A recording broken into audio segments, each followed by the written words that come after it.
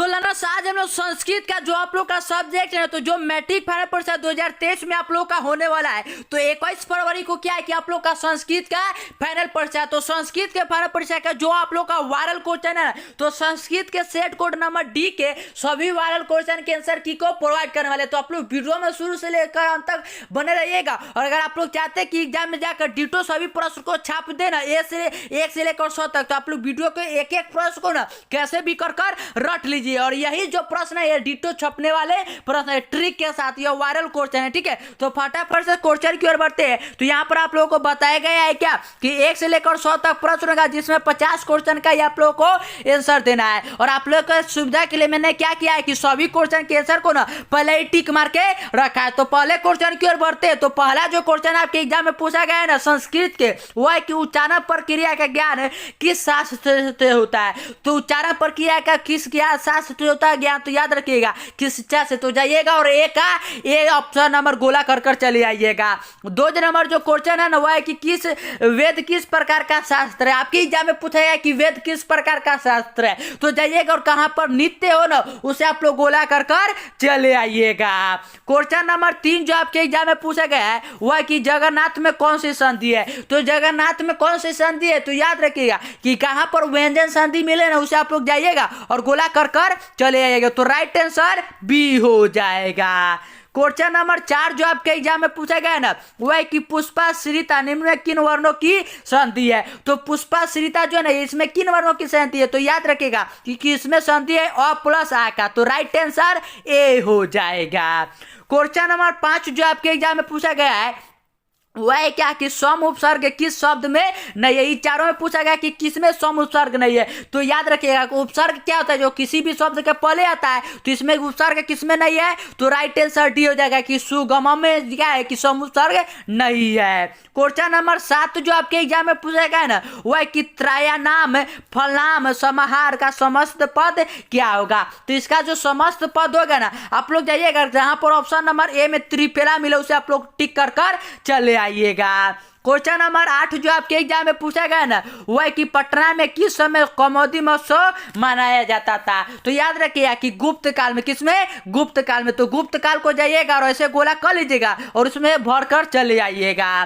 Question number 9 जो आपके exam में पूछा गया है, वह है कि पटना का प्राचीन नाम कौन नहीं है। तो पटना के इन चारों में कौन प्राचीन नाम नहीं है। तो पुष्पपुर है, कुसुमपुर है और पाटलिपुत्र है। तो कौन नहीं है, तो मोदलपुर। तो राइट आंसर जाइएगा और सी को गोला कर चले आइएगा। क्वेश्चन नंबर 10 जो आपके एग्जाम में पूछा गया है, वह है कि मेगास्थनीज कहाँ का राजदूत था। ये आपके एग्जाम में इतना इजी क्वेश्चन पूछा गया है। और ये तो बार बार बताया था कि मेगास्थनीज की पुस्तक जो इंडिका है, और वह कहाँ से आया था, ये छपेगा ही छपेगा, और वही छप चुका है। तो वह कहाँ का था, तो यूनान का। तो जाइएगा राइट आंसर यूनान को गोला कर चले आइएगा।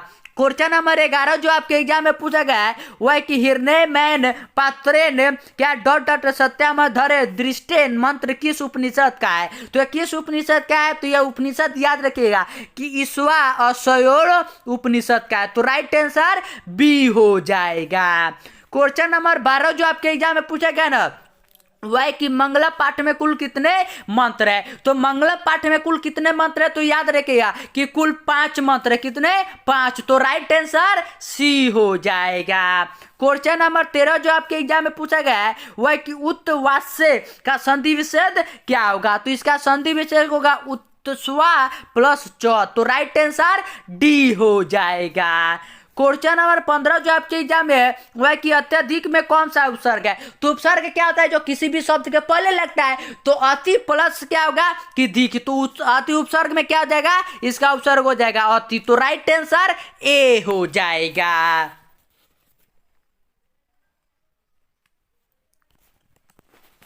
क्वेश्चन नंबर 15 जो आपके एग्जाम में पूछा गया है ना, वो है क्या कि गोलगिरियम शब्द में कौन सा समास है। तो गोलगिरियम शब्द में कौन सा समास है, तो गोलगिरियम में क्या है, कर्मधारय समास है। तो राइट आंसर जाइएगा और ऑप्शन नंबर बी को गोला कर चले आइएगा। और जो क्वेश्चन मैं आप लोग का संस्कृत का सेट कोड नंबर डी में करवा रहा हूँ, आप लोगों को वही ए बी सी ई, अब जो भी सेट मिले उसमें यही सब क्वेश्चन मिलेगा। सिर्फ नंबर में आप लोगों का चेंज होगा। तो नंबर मिला लीजिएगा, वैसे आप लोग आंसर को छाप कर चले आइएगा। और इसीलिए अभी तक चैनल को सब्सक्राइब नहीं किए तो चैनल को सब्सक्राइब कर लीजिए। क्वेश्चन नंबर 16 जो आपके एग्जाम में पूछा गया है ना, वह इस प्रकार से कि निर्धारण के अर्थ में कौन सी विभक्ति होती है। तो निर्धारण के अर्थ में कौन सी विभक्ति होता है, तो याद रखिएगा कि सप्तमी। कौन सा, सप्तमी। तो राइट आंसर सी हो जाएगा।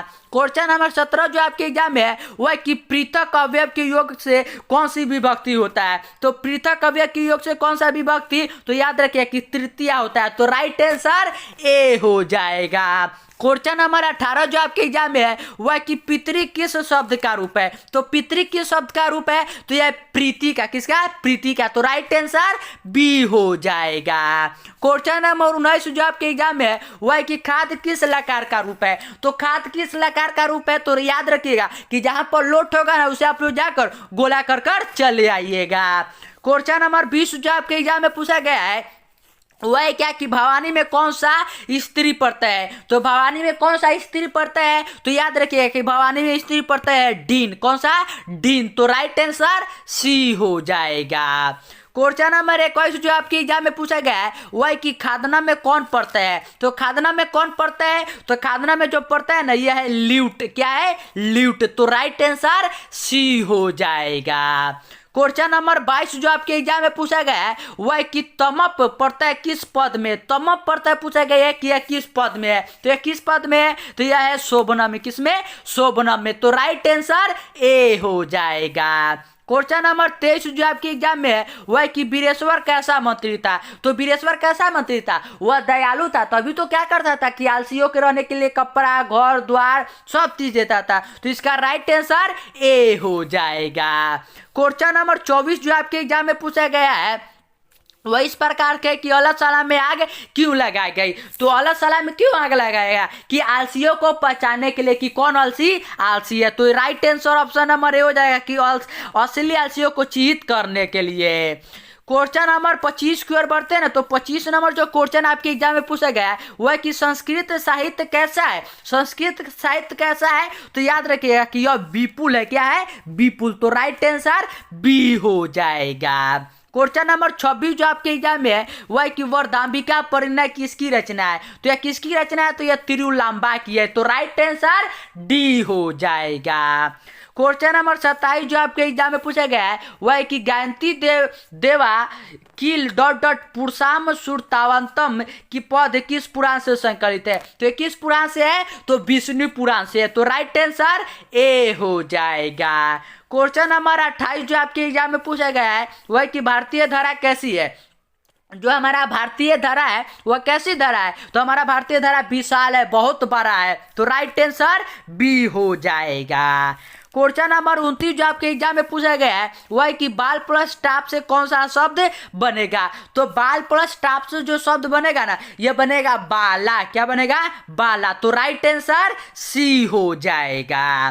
क्वेश्चन नंबर 30 जो आपके एग्जाम में है वह कि नमम धातु के लीट लटकार का रूप क्या होगा। तो नमम धातु के जो लीट लटकार का रूप होगा ना ये होगा नस्यति। क्या होगा, नस्यति। तो राइट आंसर डी हो जाएगा।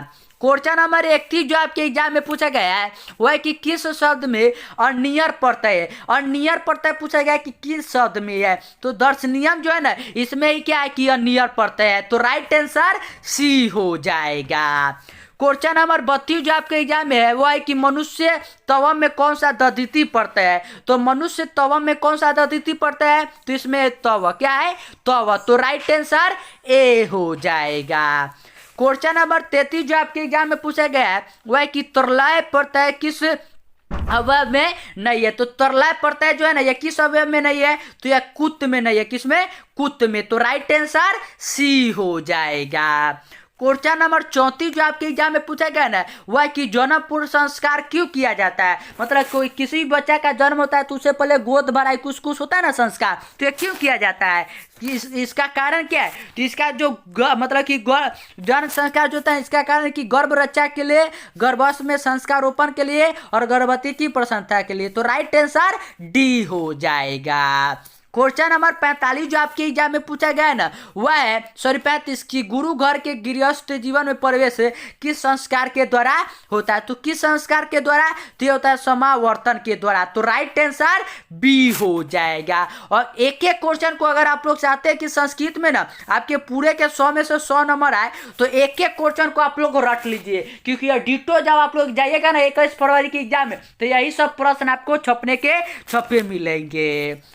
क्वेश्चन नंबर 36 जो आपके एग्जाम में है, वह कि लाजा होम कर्मकांड किस संस्कार में होता है। तो यह किस में होता है, तो यह होता है अत्र प्राशन में। तो राइट आंसर सी हो जाएगा।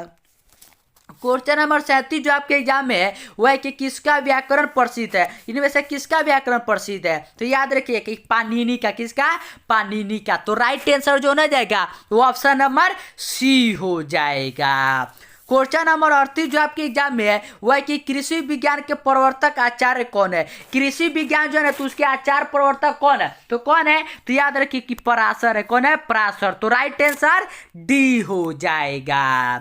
क्वेश्चन नंबर जो आप लोग 39 पूछा गया है ना, वो इस प्रकार से कि आज मानवता के विनाश का भय किसे है। तो आज मानवता का विनाश का भय किसे है, तो अंधविश्वासी और क्या है कि अंधविश्वासक अस्त्रों से। तो राइट आंसर ए हो जाएगा।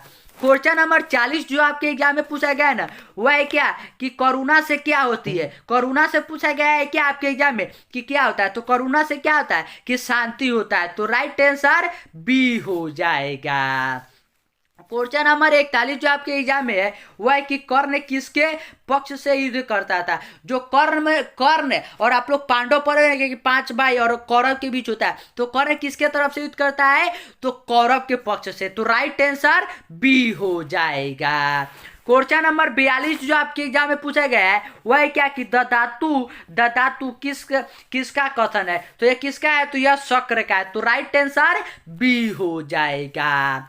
क्वेश्चन नंबर 43 जो आपके एग्जाम में पूछा गया है ना, वह इस प्रकार से है कि पठन किससे बना है। पठन पूछा गया है आपके एग्जाम में क्या किसके बना है, तो पठन जो बना है ना, यह बना है पठ प्लस श्रुति से। तो राइट आंसर सी हो जाएगा।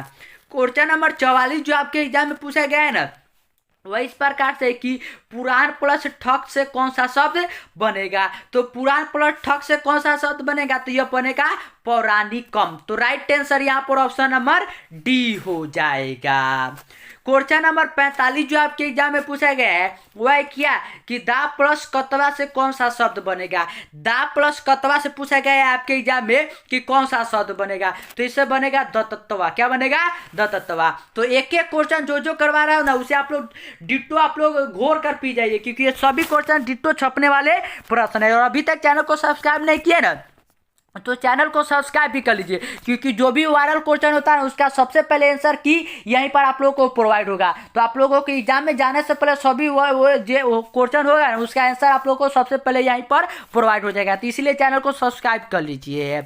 क्वेश्चन नंबर 46 जो आपके एग्जाम में है ना, वह है कि संख्या पूर्व दुर्गी का उदाहरण कौन है। संख्या पूर्वी दुर्गी जो होता है उसका उदाहरण कौन है, तो त्रिभुवन। त्रि मतलब 3 गो, भवन तो त्रिभुवन। तो राइट आंसर बी हो जाएगा।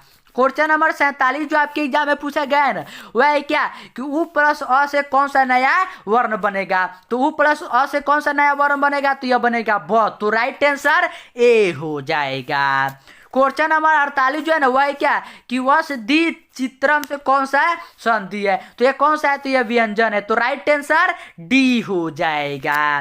क्वेश्चन नंबर 49 जो आपके एग्जाम में पूछा गया है, वह क्या कि राघव शिक्षकातम संस्कृतम पढ़ती। वाक्य शिक्षकात पद में पंचमी विभक्ति किस सूत्र से हुई है, तो यह किस सूत्र से हुआ है, तो यह हुआ है आखियतो प्रयोग से। ठीक है, तो राइट आंसर बी हो जाएगा।